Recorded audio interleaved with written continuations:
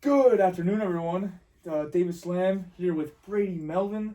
How's it going? Yeah, for Sports on the DL. And today we're just gonna go over. Now with the NBA regular season winding down, we're gonna talk about the playoff picture, who's contending, who's gonna be decent in the playoffs, who's gonna be tanking. We're gonna talk about all that stuff, make a little tier ranking, and then we'll also talk about the NBA fantasy basketball season just ended, so we'll reflect on how our individual seasons went as well. Maybe some of the MVPs of the league. Yeah, we did. I did go over awards last week, but we can definitely go more in depth in them because I ran For out. fantasy? Oh, we want fantasy? Just for fantasy. Yeah. Oh, yeah. Okay, that's a good idea. Yeah, I'll talk about who our team MVPs were and all that kind of stuff. Yeah. So let's just get right into what we think are going to be the contenders. Yeah, I have a tier list up. I got S, A, B, C, D, Yeah? and F. Okay. I didn't exactly make the letters and everything, but I kind of had an idea of Oh, what the we tiers. just talk about it and we'll throw them in. Okay. So you want to just go in order? Yeah, of you go. standings? Yeah, you yell stuff at me and I'm gonna do it. All right, let's do it. Oh, you have I got the it up. tier I got website it up. already I up. got it up. Perfect. I'll show it to Okay, you. let's do it. So let's start with the Pistons. They're 57-21, super unexpected. I expected them obviously heading into the season to be a playoff team. Nobody had them at number one. No, nobody did. Historically, last year was what first time they won it. They didn't win the playoffs. It was first time they won a playoff game. First time they even made the playoffs since 2019. First time they won a playoff game since 20. Oh wait, I thought they won one in 2016. No, they didn't because I Okay, they got remember swept. seeing They a got swept. stat Yeah. and it was Wow. a little messed up, but it was a little funny. Yeah. The Pistons, let's say I think it was 2004. We can look it up. That's when they won a championship, I think. Yeah, so I think it was the last time they won a playoff game. Yeah, Then that or the 2005. Pope was inducted, and then the Pope passed away, and then hours later the Pistons won their next playoff game. Oh my God, is that how And it so works? throughout the whole time of the Pope being in That's control, they didn't win a playoff game. crazy. Which I don't know. I remember the days. It was literally 2 seasons ago when they had free wins for any time they won a game, because they were on a 24 game. Or no, it was 28 game losing streak, most all time. Oh yeah, that's Just oh my God, and that was only 2 seasons ago. Crazy thing about, and now Charlotte Bobcats territory. yeah, honestly maybe worse. Well, they didn't even have their team wasn't even that bad, which makes it just which is the crazy part. Well, Cade and They had Jalen Dern and they had Jaden Ivey. They had all those young guys still. We will, man. I don't even know if I want to talk about Jaden Ivey. no, I'll stay away from that. He said some stuff. I think it's right though. I don't think he deserves to be on the team. It's the Bulls' decision. Yeah, If they want to cut him, that's fine. Freedom of speech, but anything with sports is like Your employer can let you go at any point. Yeah, so it's within their right, I guess. He won't be in jail, but he won't be on a team either. Yeah. Basically, I'll leave it at that. But regardless, the Pistons. Yeah,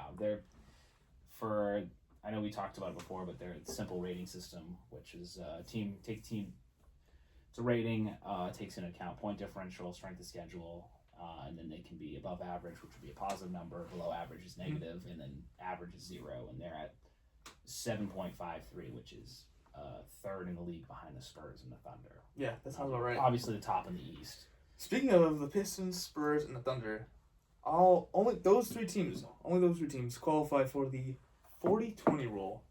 I know. Do you know what the 40-20 rule is? Yes. Well, for those who don't know, it's when I don't remember who made Phil Jackson. Oh, it was Phil Jackson. Okay, it was Phil Jackson who made the rule. If one of the greatest coaches of all time, that if you get 40 wins before you get 20 losses in the season, then you will be a contender. Yeah, it was only a few exceptions. One of the exceptions was when the Pistons won it because they traded for, wasn't it the big man? What's his name? Ben Wallace. Yeah, Ben Wallace. I was gonna say Watson, but he's tight end for the Pats.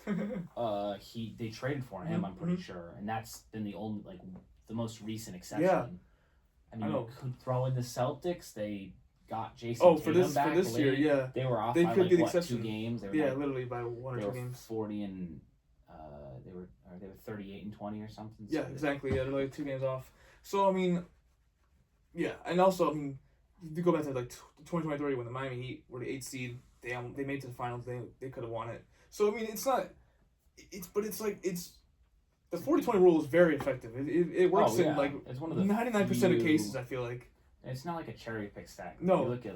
You look at history, and then nearly every championship that was won has been a 40-20 qualifier. March Madness, they're always like, oh, there's the champion's always a top 18 in this or a top 10 in offense and blah blah blah. Right. Like it's super specific, and whereas this is just like it is kind of basic and people can understand it. But yeah. So Pistons qualify, and I think that just automatically makes them a contender. I don't care if they're potential frauds. I mean, they've really shown it this year. I don't think are. Cade's been out. I just totally forgot. Yeah. Cade. And guess what? Is he coming back or I totally? Oh, he definitely he should be back in about a week or so. But if you look at it, the schedule, I'm trying to think of when Cade got ruled out though. Do we have any idea when that was? A couple games ago. Either way, Danis Jenkins has been elite in his absence. Picked him up for fantasy. Mm-hmm. Dropped 50 for me one day. Yeah, let me look at his recent games because he's been awesome. Show me players. Here we go. Schedule and results. What for Cade Cunningham or? Just in general. Well, they've coming off here. These are their last 6 games. Oh, actually, they haven't lost a game in regulation since March 15th. Who did they lose? Oh, who did they lose in overtime? The Hawks and the Thunder. Yeah, that's so crazy to think about. The rest of the games they've won, and it's been handedly. I mean, the Lakers they beat by 3. Mm-hmm. They beat the Timberwolves by 5, but they just held the Sixers to 93 points. Last night, or no, 2 nights ago. Mm-hmm. They have the Magic tonight. They have Magic, Bucks, Hornets, Pacers. So they've been handling everybody. Mm-hmm. Even yes, OT has cost them a little bit, but I mean, also their loss against the Thunder was without. They had no Cade Cunningham, no Jalen Duren, no Tobias Harris, no Isaiah Stewart, and no Duncan Robinson. So it's 4 of their 5 starters. Star Thompson was the only starter in that game, and they're one of the best backup bigs in the league when Isaiah Stewart was gone too. They're like the least shown team on social media. Yeah, I did not. I totally forgot Duncan Robinson. Because of the Heat days. Yeah. I know. I have nightmares. I don't. Yeah. I occasionally have nightmares of Gabe Vincent, Duncan Robinson, Max Strus, all those guys. Caleb Martin, who fell off the face of the earth. Yeah, you go to the Hornets, and then now he's probably at the Nets or something. You might be thinking of his brother, but Caleb Martin. Yeah, he was on the Heat for a while, and then signed with the Mavs. Oh no, he signed with the Sixers. Got traded to the Mavs. Gone. Well, he's still in the Mavs, but he just doesn't play. Okay, he was on the Hornets before he was on the Heat. I knew there was something. Oh yeah, because him and Cody both used to be in the Hornets. That was the thing. Somebody had right now. That's so what would you? Oh, but I just want to give a quick shout out to Danis Jenkins though, because he had 16. So these past few games, he's gotten 16 points and 14 assists versus the Sixers. Versus the Timberwolves, he got 26 points, 5 rebounds, 8 assists. Raptors 21 points, 5 rebounds, 5 assists. Thunder got 15. Timberwolves had 13 and 8.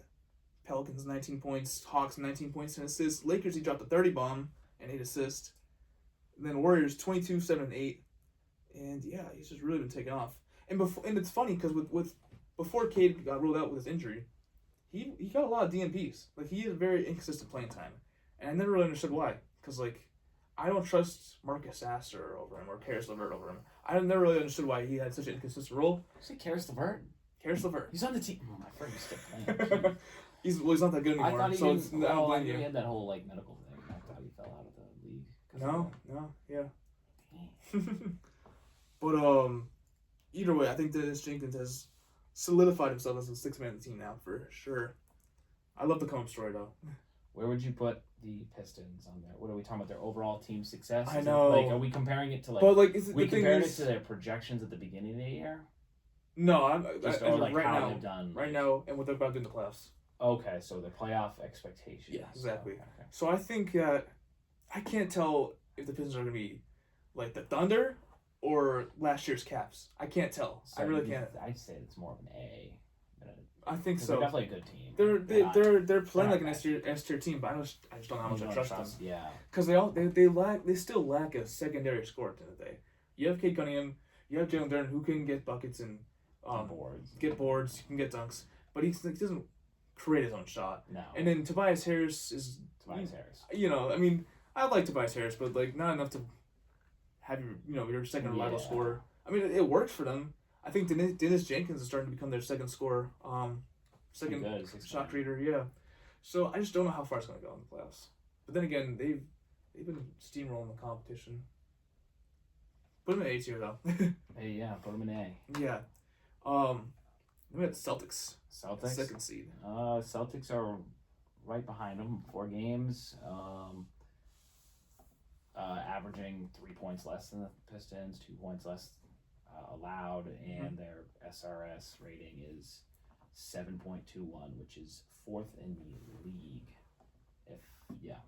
Below obviously the Pistons, Spurs, and Thunder, and obviously the number 2, we're killing it. Tatum gets back, and should have traded him.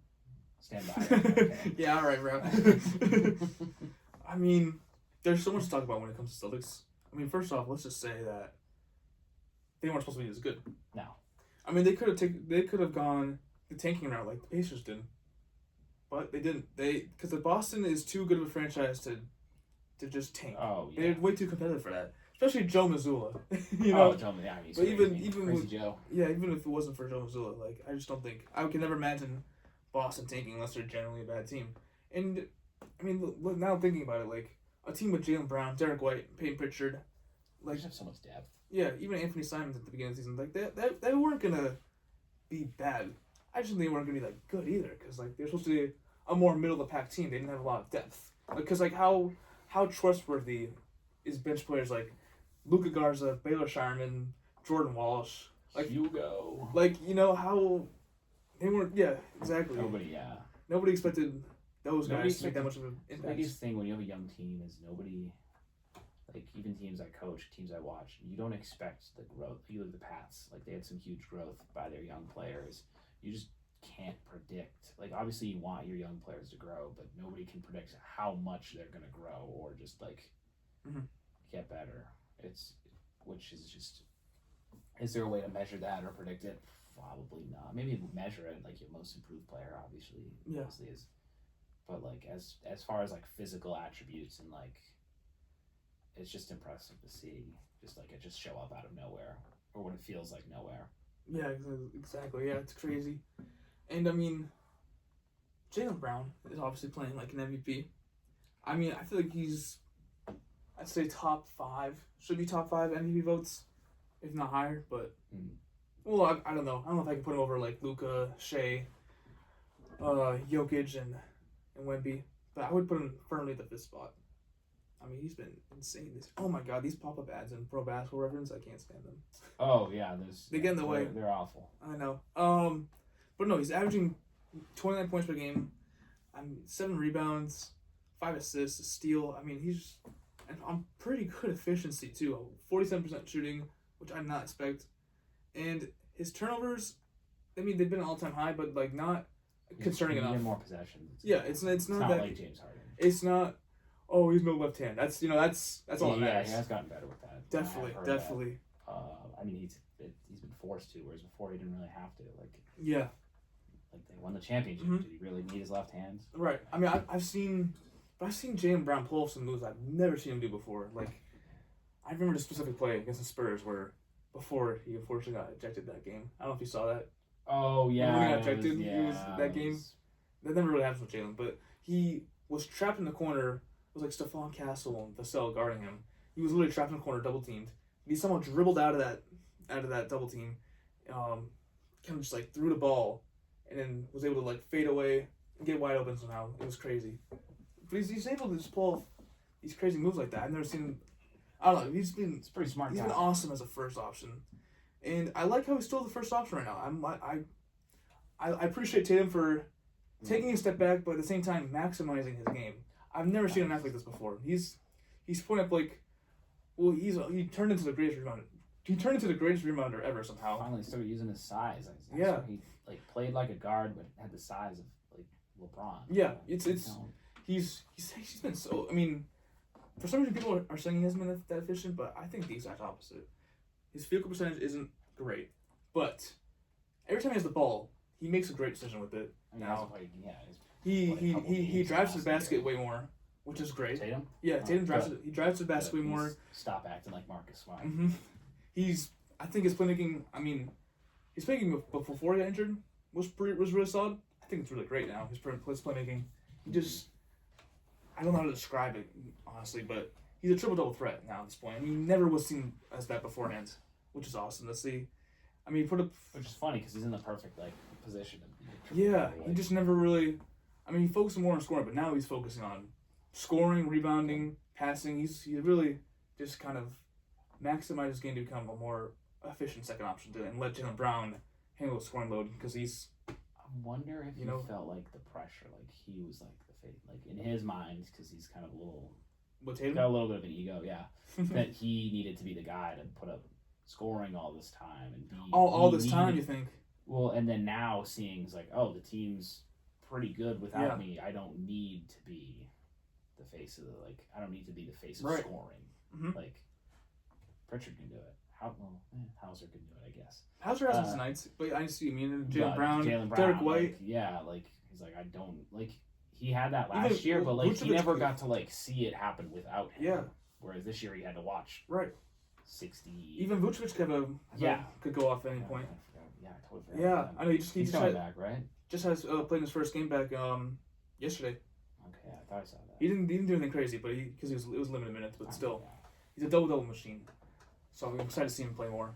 But anyways, with Tatum, I kind of love this new version of him, to be honest. Oh, it's definitely better for him. MVP season next year? Maybe if he's able to implement this triple double play consistently, I don't know. Sky's the limit for him. Yeah, and he's really getting his scoring swagger back. Like he's starting to hit those step back threes again, and just he's getting back into his game. I love it. But he's just, I feel like he's been way more efficient and just knows how to make the right decisions. Cares more. Yeah, which is good. I think he realizes how much this team potential has, and he's really buying into his role. I love it. And yeah. So what do you give? I also want to mention. I'll give a shout out to Jordan Walsh, Baylor Shireman, Hugo Gonzalez, Ron Herbert Jr. I mean, am I missing anyone off the bench? I'm missing someone. Xavier Tillman. Not quite. Shout out to Xavier Tillman, Celtics legend, who got unfortunately traded deadline. Oh, Neemias Queta. That's what I was thinking of.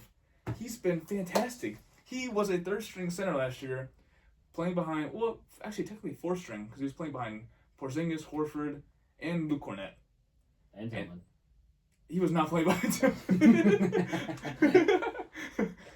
I won't give you that one.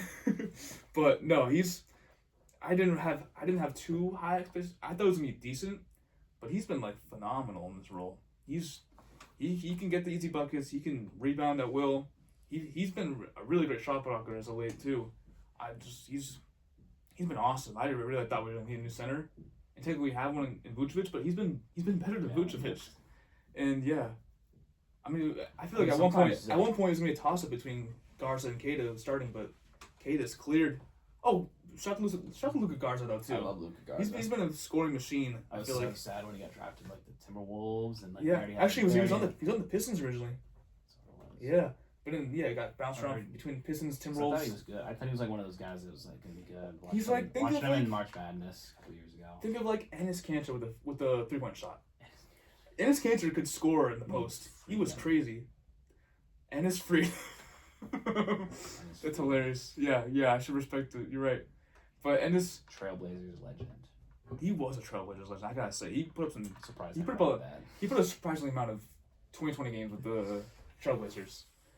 No, but he could score in the post. He's Luka Garza. I mean, Luka Garza's and his freedom with the 3-point shot, because neither doesn't play defense at all. Yeah, Garza's not bad defense, but it's just not good. But you can see Garza is pretty efficient and can score the ball. Yes, he's a little bit slow, but not slow enough to where it's a problem. Yeah, but I feel like Garza's playing on pace like Vucevic. They're both. I don't know. They just have so much depth. Yeah. And Ron Herbert Jr. Even our two-way guys are showing promise, like Amari Williams, and I like Amari Williams' potential too. So yeah. Where do you put the Celtics then? S tier. Give me S tier. You're gonna With Tatum's little return, hometown bias. I would have 100% put them in the A tier if Tatum never came back.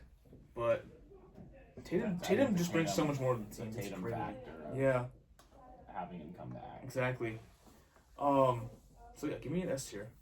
Who's next on your list? Sorry, I clicked the wrong tab. Hold on, I'm trying to find. Oh yeah. So who's the 3 seed right now? The Knicks. The Knicks are an interesting team. Good offense. I mean, defense. As far as points allowed, it's not up there with it's close, but they're up 110 points allowed a game, 116 points scored a game. Yeah. Have you been looking at the offense rating, defense rating, net rating? I feel like those are those are more important. I'm just looking at the basic conference standings for the SRS. I'm actually kind of curious what the offensive rating, defense rating of the Pistons and Celtics are. Their SRS is obviously right. It's 5.98 below the Celtics. It's a little bit of a gap between them and the rest of the top teams. So I think they're in their own little like. Oh, are you talking about the Knicks? The Knicks, yeah. Mm-hmm. Some of these are a little interesting, actually. These SRS scores. Are you just looking through them right now? Yeah. We'll obviously go into them when we talk about other teams. But yeah, no, the Knicks are. It's funny because I feel like the Knicks are having like people are criticizing them all the time, but they are having a good season. They're 3rd in offensive rating, 7th in defensive rating, just they're not and 5th in net rating. Those are elite categories to be top 10. They're sleeper. They're just not having. They're sleepers, but they just just the season as the Pistons and Celtics as far as and the problem is the Knicks were supposed to be like a guaranteed 1 seed with the East wide open, and they're just a bit up and down. I feel like they're up right now, but then like in a week they'll be down. It's just kind of hard to tell where they're at. And then you have guys like Mikal Bridges who are pretty inconsistent, or even like Josh Hart will not show at the times, or even Karl Anthony Towns. You know, he's not that great of a defender. He's not a guy you can potentially rely on in the playoff series. We saw that in the past playoffs. I mean, I feel like historically, Cat has not been a great playoff performer. He has his moments, of course, but he's not a consistently reliable option in the playoffs. I don't know if history repeats itself in the playoffs. I do like me some OG Anunoby though, and Jalen Brunson is absolutely him. And they have some really solid depth this year. They definitely do. I mean, you have Jordan Clarkson, Mohamed Diawara has been a solid rookie for them, and you got Tyler Cole who can pop off at any time when needed. Mitchell Robinson's one of the better backup bigs in the league, and then I can't forget Miles McBride, who's one of the dynamic scoring guards in the league as well. And you got Jose Alvarado, great energy guy. I don't like him for points on the board or like even like production wise, he's not that great, but Jose Alvarado can unleash himself at any point on defense and great energy guy. So you gotta have him play in the court. He does not improve his averages go down. Cat in playoffs throughout his career. Yeah, exactly. I knew he was played. I mean, it's the first 3 times he made the playoffs with the T-Wolves, they only played 5 or 6 games. Obviously lost. With the 23-24 run, they played 16 games. We only watched 19. Yeah. He's been like 21, 22 on the season. And then with the Knicks, they played 18 games. He was averaging 21. So that one, he maintained his. Knicks, he was pretty solid actually. But there was definitely some low points here in the playoffs, and people would criticize him a lot. Shot 30, yeah. I think the Knicks really depends on what Mikal Bridges and Karl Anthony Towns does. It 100% depends on what they do, whether they show up or not. And I don't know. I really don't know where to put them. Probably A tier. Definitely not. 100%. They're definitely not S tier, but when they catch fire, they really do catch fire. And the same goes with the next team I'm going to talk about, the Cleveland Cavaliers. I'm gonna just throw them an A right now. I'm assuming. Yeah, 100%. They've been quiet. I don't know. It's funny because on paper you see a quad of James Harden, Donovan Mitchell, Evan Mobley, Jared Allen. You think is one of the best teams in the league, and I mean they are, but you see the duo of Donovan Mitchell and James Harden, how deep are they though? I think they have a squad. Honestly, I really understand. I mean, they actually did have a pretty bad start to the season, so they've been much better lately. Yeah, when they had like Darius Garland and Dean Wade. Dean Wade's a great death piece, but Larry Nance is still a league. He barely plays though. But Struce, okay. Yeah. But no, they were like 500 for the longest time, and then they started to get better before the trade deadline, and then they traded Garland for Harden, and they got even better. So yes, they've been good, but like, I still don't think they're like reliable. And also, we know that James Harden has historically choked in the playoffs ever since he's taken the greatest team of all time in the Warriors to 7 games. Well, when he's in the Rockets, he's been completely spiraled down in the playoffs. Like every game 7 he's played in, has career low averages. Yeah. He just shrinks in the smallest moments. I mean, when they were in the Rockets team, they played the Spurs, or not the Spurs, the Warriors. Yeah, the Warriors. Nothing you can do. No, yeah. Well, they almost did, but Chris Paul got injured. But that's for another day to talk about. But I feel like ever since 2018, he's just not shown up in the playoffs at all.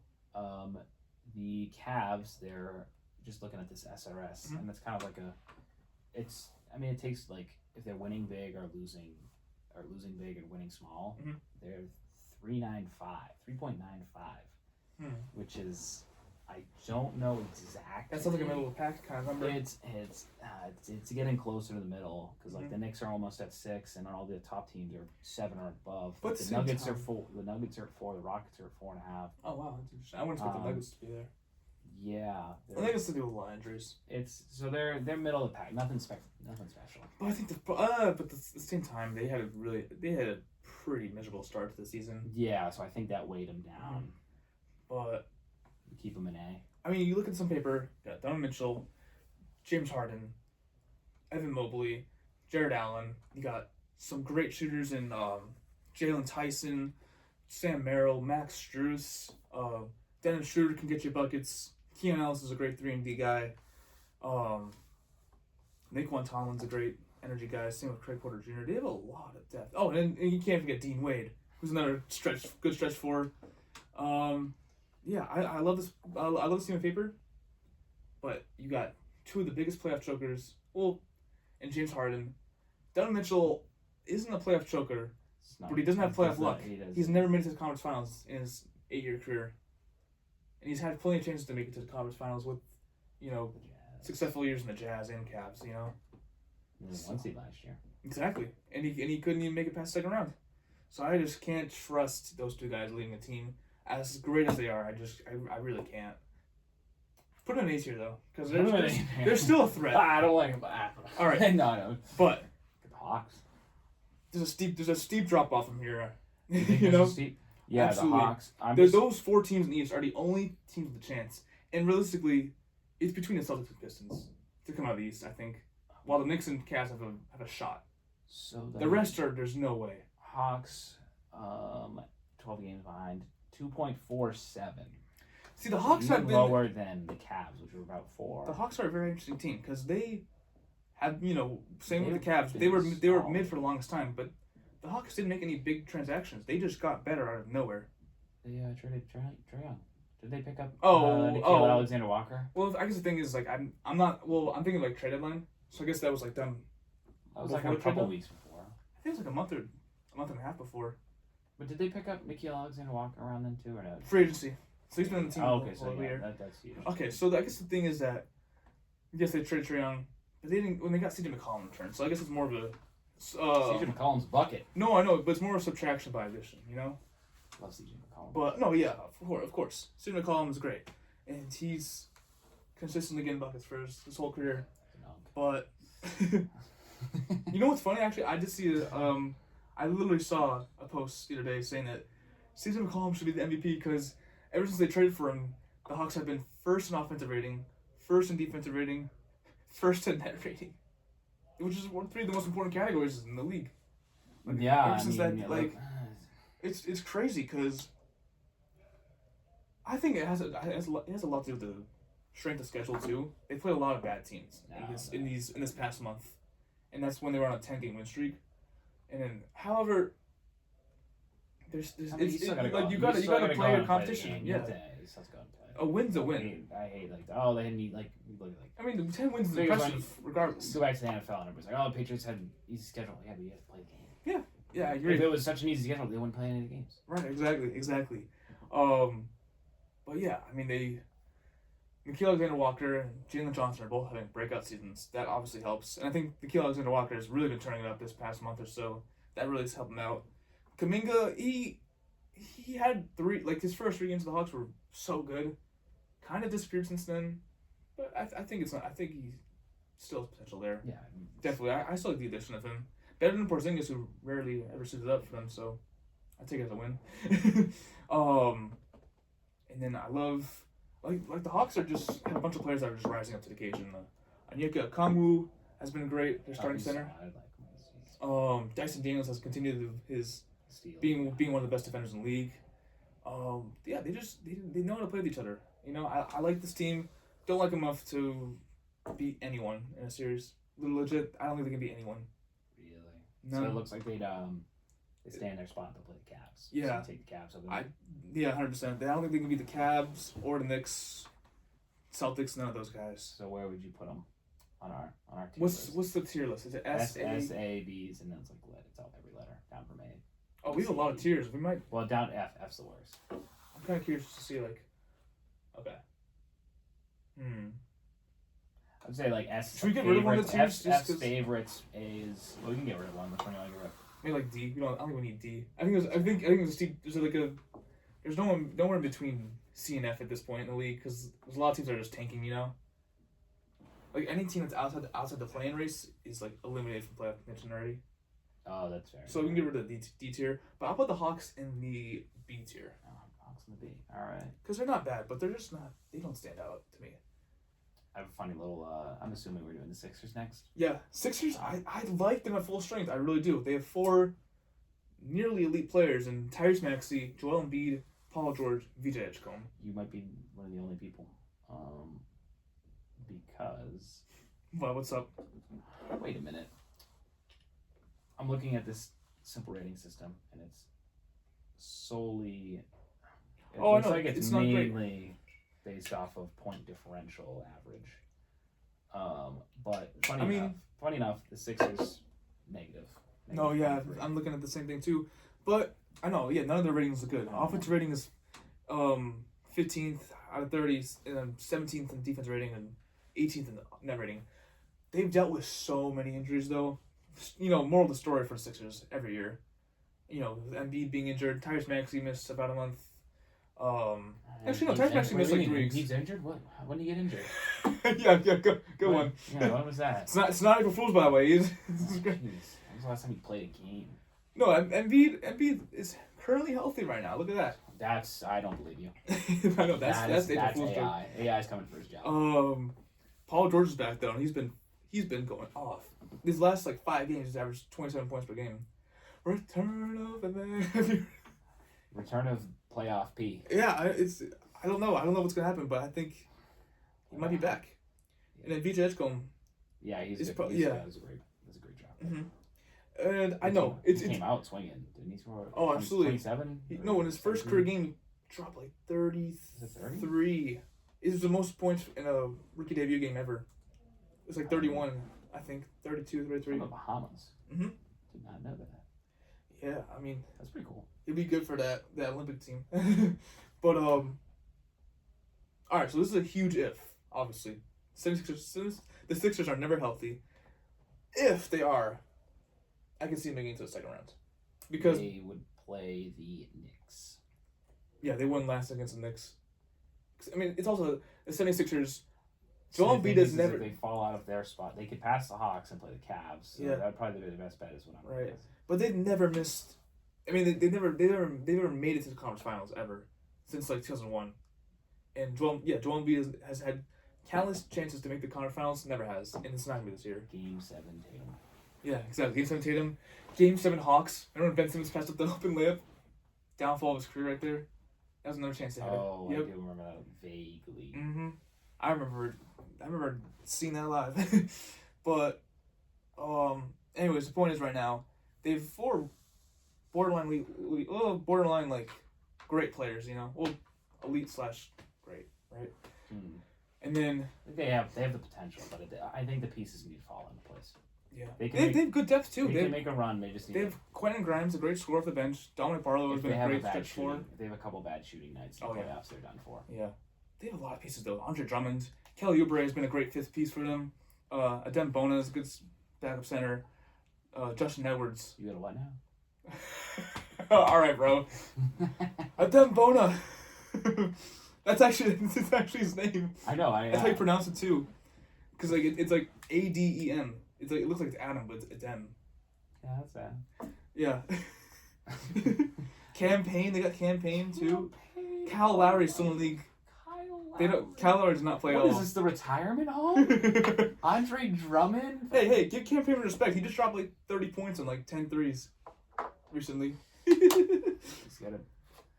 I know it's something else, but his glue. Put the Sixers in the B tier. That's fair. They have potential. Mm-hmm. Potential, but so many ifs. Raptors, put them in C tier right now. They are some of the biggest frauds I've ever seen. Why? All right, I'll tell you why. 2.1 SRS, funny enough, but I know that's basically just it's a little bit different points differential. Actually, give me their offense is bad. Wait, I kind of want to look at their schedule. Their points per game is bad. Yeah, no, it's definitely not like the Jazz score more points per game than them. Exactly. And the Pelicans. Obviously not the Jazz, Pacers, or Wizards because those teams are atrocious, but like the Bulls score more. Yeah. I want the Bulls to succeed so badly. Yeah, I mean, they have such a great franchise history, but ever since Jordan left, I just wanted Kobe White to go to the playoffs. Well, now he can with the Hornets. All right, so I want to look at the Raptors schedule real quick. Wait, terrible. Oh, they're that's 14. Weird. So right now they're tied. Look at ESPN's glitch. I'm looking at their schedule. It's like 14-7, 15-7, 15-8, 43-35, 15-10. I'm like, that doesn't sound too right. That threw me off. I think that's an old game, but they just have a weird glitch there.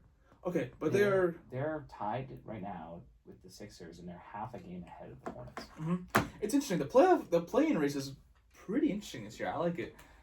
The Raptors for the longest time were the 5th seed, and they've just been getting worse and worse. I think they're absolutely mid. That does not seem right. What? It does not seem right that they should have been the 5th seed. I know, because this East is that bad. All right, so the Raptors started off firing hot. You know, they had a 14-5 record at one point. That's how they started off the season. Out of nowhere, too, right? Mm-hmm. I mean, I had a feeling they were going to be a playoff/play-in team this year.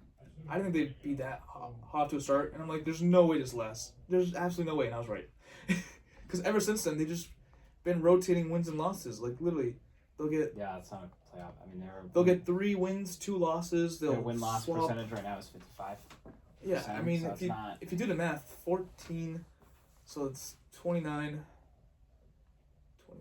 They've been 29-30 ever since their 14-5 start. Straight mid. And I'm like, there's no way this team is going to win a playoff series, let alone a playoff win. And it would be a top 2 team. Yeah. As of now. I thought even if they stayed the 5 seed, they would get swept. No, there's no... I think they're the biggest frauds, because the Eastern Conference is so bad, and this is one of the examples why. They just have too many scorers that don't complement each other. They have Scotty Barnes, who's great. I love Scotty Barnes. I really do. He can't be your best player on a playoff team. Maybe in the future, but not right now. I do like him, but he's just a bit inconsistent. But he does have a great all-around game. And then you have Brandon Ingram. I like Brandon Ingram too, but Brandon Ingram and RJ Barrett. Brandon Ingram and RJ Barrett cannot be in the same team. They play too similar to each other, and it clearly shows. And Emmanuel Quickley is a great. I mean, he's a good scoring guard. They like the Knicks, the Toronto Knicks. Emmanuel Quickley. I know, right? No, he was. Those two got traded for OG Anunoby. That makes sense. Yeah. Really, I mean, it worked out in Knicks' favor because they clearly benefited more. Great. I know, yeah. It seemed like overpaid at the time, but it worked. And Emmanuel Quickley, he's a good scorer, but he's overpaid like insanely. I want you to look up Emmanuel Quickley's contract because you're gonna laugh at it. I know NBA money is just like. But like he's not worthy at all. He's playmaking potential, and like can score decently well, but he's not a great defender. He's just not effective, you know. He's not a starting guard like that. will win you a playoff series. 100, yeah. And then you have Janka Pirtle, who's also on a horrible contract. He still plays. Yeah, he recently got signed to a 5-year contract that pays $25 million a year for the next 5 years. Like last year. He's not nearly as good as that production. Obviously, he's fallen off a cliff. Well, he's old. He's been kind of good this year. He's Oh, super consistent. He has these super low lows and these super high highs, and there's no in between at all, which is frustrating. And then the Raptors, they have decent young players at the bench, but they're not going to do anything. Like Jamal Shead and Jacoby Walter have shown potential, but they're like, all right. Grady Dick has fallen off a cliff. I love Sandro Mamushvili though. Mamushvili, he's been. What, have you never heard of him? No. He's actually been a pretty good player. Good backup center on the Raptors. He's on the Spurs last year. He showed potential, but they never really gave him a chance. And he's showing out now, which is good for him. But yeah, none of this moves the needle for me at all. And then you see a lot of players that you would have never heard of on the Raptors roster. No. You know, they're weak depth. Darius Miller, his ball knowledge. Darius Miller that's decent ball. That's not bad. I like Darius Miller in the Pelicans back in the day. Because he's not related to the Raptors. Total side tangent. You want to go to the next team? Yeah. Hornets. Charlotte Hornets. I can't. I'm debating between. Since I know they were on. They were 14-26. And ever since then are what? Let me. 30-10. Yeah. Yeah, exactly. That's insane. 29-10. I mean, you look at their half game behind them. They're half game out of not being playing. No, they're the 8th seed, right? Oh yeah. Yeah, but well, then again, half game out of, well, all these teams will be in the play-in because the Bucks are the 11th seed and they are done. Well, I mean, they're not. They don't have to be in the play-in. Like, they'll be like. Well, the seed 7 seeds. They could be the 5 seed. Oh, I got you. You mean now. Yeah, I think they will, unless the Sixers continue to be healthy. Otherwise, I think the Hornets will round out the top 6. I mean, they got almost a 5. They're 4.5 for SRS, which is better than the Nuggets and the Rockets. Yeah, and it's that's crazy. Fourth best in the East, but they are the 8th seed, which is very interesting. What was I gonna say? Mr. Khan. LaMelo. Yeah. Well, I was gonna talk about how the ghost. Every time the Hornets win, they win in a blowout fashion. It's insane. Yeah, it's crazy. And every loss that they have is like, it's such a close game. Yeah, they don't lose badly, and they don't win close games. It's weird. I know. They won a few close games. You gotta win those close games. I know, it's true. Yeah, but I mean, yeah, I love what the Hornets are doing. They got like nearly four 20-point game scorers, and LaMelo, Brandon Miller, Conkenipple, Miles Bridges. They're all averaging like 19. Yeah, I know Miles Bridges shouldn't be in the league, but he is, and he's capitalizing on it. He's averaging like 17. I know. I saw something comparing him, like what he did compared to like Jaden Ivey, and I'm just like, I know. Professional sports for you. I don't think either one of them should be in the league. There's some people, but it's another day for another topic. I know. But at the end of the day, it is up to what the teams want to do. The Hornets, for some reason, wanted him back. He's a good player, but like, come on. Guess you gotta pick the morals. I know. I guess it's paying off, so you can't really hate that much, right? I mean, I can hate all. Yeah, we can hate all we want. All I want. But yeah, and then the Hornets. Oh yeah, let's talk about Conkenipple. I mean, he's really been something. I expect him to be this good. I know he's already broken the record for most threes by rookie. Or no, most threes by rookie ever. I think most by Hornet. Yes, that's what it was. But he also has the most by rookie ever too. That's just crazy. Mhm. Yeah, he just broke the record from Keegan Murray. Oh, so was that? I know. Isn't that funny? Keegan Murray kind of fell off the cliff though. I mean, yeah. He's been injured, but at the same time, his He got traded too, didn't he? No, he's still in the Kings. I'm thinking Benedict Mathurin. Oh, okay. Wasn't he on the Kings at one point? No, he was on the Or Pacers. I just think they're the same player, maybe. I don't know. Benedict Mathurin does exist. No, I know. But he just got traded to the Clippers, sadly.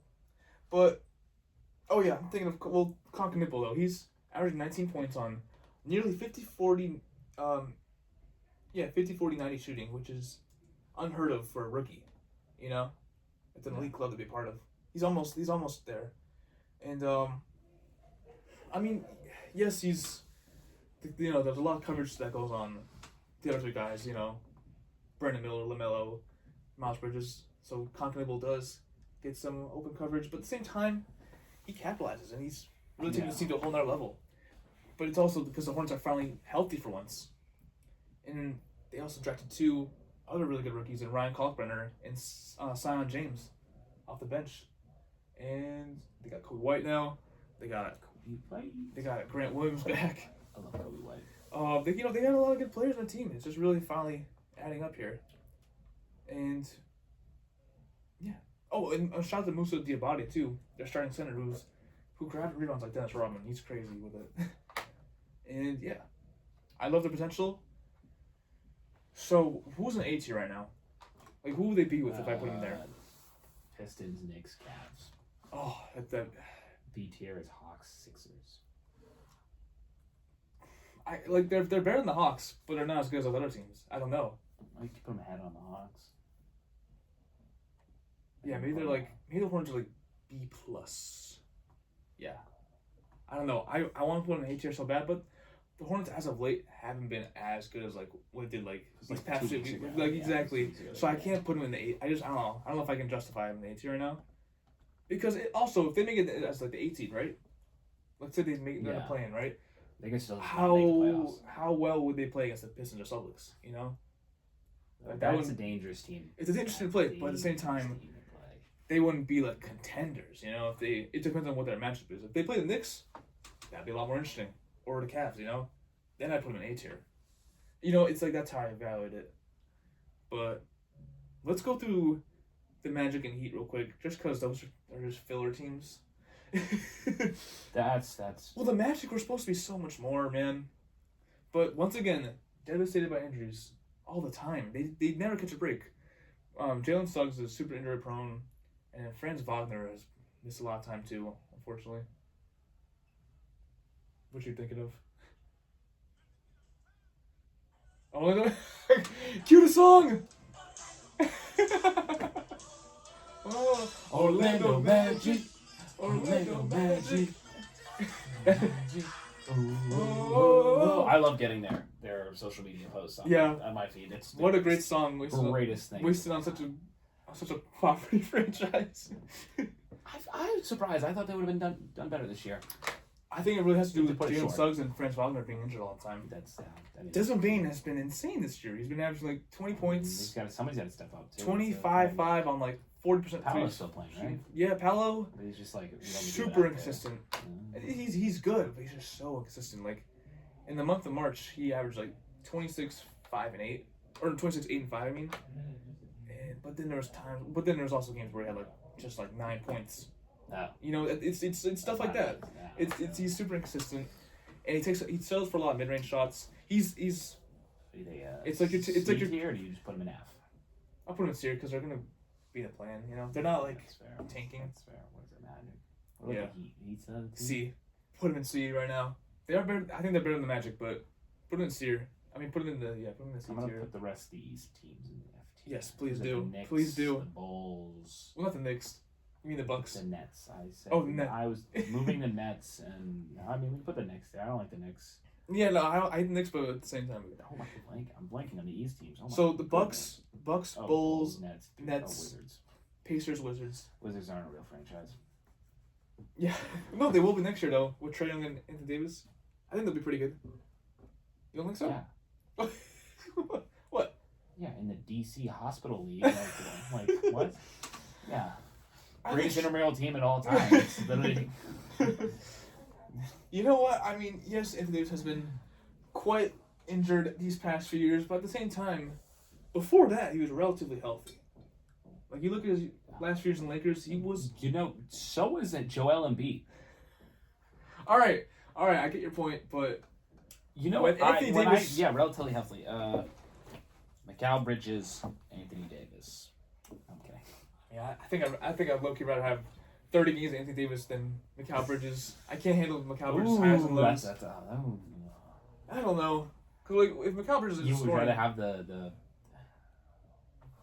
spike versus the longevity. I guess it depends on what the team already has. Like the Knicks have star power in Brunson and Cat, If so you could they wouldn't choose- need if AD. you could choose when you had those 30 games, I would choose that. Okay. But, like, obviously you can't Well, like, choose. yeah, it really depends on what your franchise has. Like, if you have a star or two, on your team, then you pick Cal Bridges. If you are a rebuilding team, you pick AD. I don't It was know. like the last season he was healthy when they won it with the Lakers. Or not a rebuilding team, but like a team that needs a star. It was last season Anthony Davis was fully healthy with the Lakers. I think he played a lot, like most of the games. I'm pretty sure. And like that was like they won the championship that year. So. No, that was in. Oh, this year he played most of the games? No, not this. No, I'm thinking like the last season he was on the Lakers, which was like 2023, 2024. Like his last full season. I'm pretty sure he played the majority of the games. I'm just saying, you never know. You could tap back into that. The season before, 22-23, Mhm. he averaged 27 in the 5 games they played, 23-24. I think they got eliminated. Oh, you think the playoffs? Yeah. Oh, I thought I was on regular season, but yeah. Oh, regular season. Oh, Like- regular season, yeah, sorry. Like how many games he played in regular season? 20.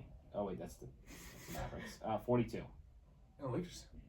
He got traded to the Mavericks. That's why. 76. See, that's what I was thinking of. That's, like, yeah. I I was feel thinking of like last year was like, Yeah. like, yeah, he played 42, but I feel like he Anthony traded Davis, right after and then played 9 games. after this long rehab, you never know. He could tap back into that somewhat health. So in this scenario, you have the longevity of Luka. I mean, it was also Luka, Mhm. but they traded Luka for 30, Oh, I know. 29 I could go on about games this of all Anthony day. Davis. You give me 24 hours to talk about this trade, I will give you a full 24 hours on this. Sit in bed. Whoa, Luka just got traded. Okay. Oh yeah, I thought Shams got hacked when that happened. Mark Cuban is throwing strings through the wall right now. Well, Like, Mark I mean, Cuban- well, well, I no, know actually, because Mark he just Cuban- sold the team before. Yeah, that. it wasn't. If Mark Cuban was there, I you know know that's why he let that probably happen. because I know he loved Luka. Yeah, he must have been pissed. He loved the international guys. Yeah, he was pissed. Luka, because that's Yeah, he's you don't- super personable with the team. Mhm. All right, we got 7 minutes to go Okay. through the entire West Conference. Maybe let's just run it back next week. We'll talk about the Western Conference, No worries. so it's not wasted. Okay. Let's just fill out a remaining time with talk about how miserable these tanking teams are, right? No. No? Maybe. You don't want to give these teams any attention. Well, how about the Magic and Heat? Let's talk about how. Well, we talked about Magic. We could preview the game tonight. What do you mean? Oh, National championship, baby. Yeah. Oh, you probably haven't talked about the other games. Michigan dominated the. Yeah. My original bracket was Tennessee making it to the Final Four. I was so close yet so far. The other thing was the women's bracket, UConn, South Carolina. That was a big upset. Mhm. Big. I know. It's a shame that they UConn focused on the coaches more than they did with the players. Well, I mean, because the coaches. Well, UConn head coach fought with the Don Staley at the end of the game, so it's gonna get attention. Which is unfortunate that got. Like, I didn't see anything based on the players. But I know. funny enough, Well, you know what's crazy? UConn, that team had a 54-game winning streak heading into that game. Like I think they went like back in like the early 2010s ish, late 2000s. They had like 3 seasons in a row. Yeah, exactly. They just had these crazy runs. Like Powerhouse. it's crazy to like have not lost a game in more than a season. I had 1,300 points on my ESPN women's bracket. I totally forgot to fill out women's bracket. I could do better with Michigan. I actually have 2 men's brackets that are. I did a bunch of random brackets. Mhm. It's like, why not? Yeah. Going into the championship, I had South Carolina, UCLA. I had all 4 Final Four teams picked correctly. Wow. Or game winners picked correctly. That's crazy. Or no, and Elite 8. Wait, what? I had the Elite 8. You must be up there in the rankings. How much? I was going into the championship. Yeah. I was top 100,000. Wow. Wait, And so I had what? South Carolina winning. Yeah. And crazy enough, I had 127 as the tiebreaker. South Carolina ended up getting smoked. Yeah, by UCLA. Yeah, UCLA. But Got the first. I think their and first it was championship. 130 points scored, so it was 3 off the tiebreaker. Oh my god, that's crazy. Actually, when I woke up, I was like, oh, they lost. So I'm at like 400,000, but I was like, It's pretty good out of everyone in there's the world. a group I'm in. I don't know what it for men's brackets. Mhm. He only missed out. Let's see what it is. Oh, he's already. He has 1,100 points. He can max out at 1,400. He's at 90. 98.6 for his percentage. Wait, that's pretty damn good. There's somebody that has 98.5. Dang. Oh my goodness. They have 10 points difference from each other, and they both have UConn. So no matter what, he wins. Wow. That's. I almost had it right, man. I mean, the Final Four for me, I had Michigan, Tennessee, and then I had Duke, Illinois. So I went 2 for 4, and obviously Duke sold that, and then Michigan got blown out. I mean, Michigan blew out Tennessee. Duke, Nebraska, the Gonzaga.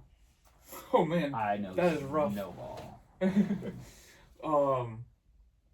And then I had Illinois versus Arizona in my championship, and both those teams lost in the Final Four. That's unfortunate. That's but, unfortunate. I mean, It's so still close. Impressive. Yeah. The fact that I even got, almost that right. Right now, Michigan is 6.5 point favorites. I can see that. Sense. I mean, Michigan has dominated everyone in their path. It takes one game. You shoot bad, like it's over. It opened at 7.5 and it's now 6.5. But I do like Michigan over UConn. Unfortunately, I want to root for UConn. I've been rooting for UConn. I mean, they're the 1 seed. They were the 1 seed for a while. I think until they lost to Duke in the regular season. They had that neutral site game. And I love Michigan's length. Like, they are a tall team. Yaxa Lamborg. I love that name. Then you got Adai Mera, 7'3" demon, and then there's Morris Johnson too. All those guys are like.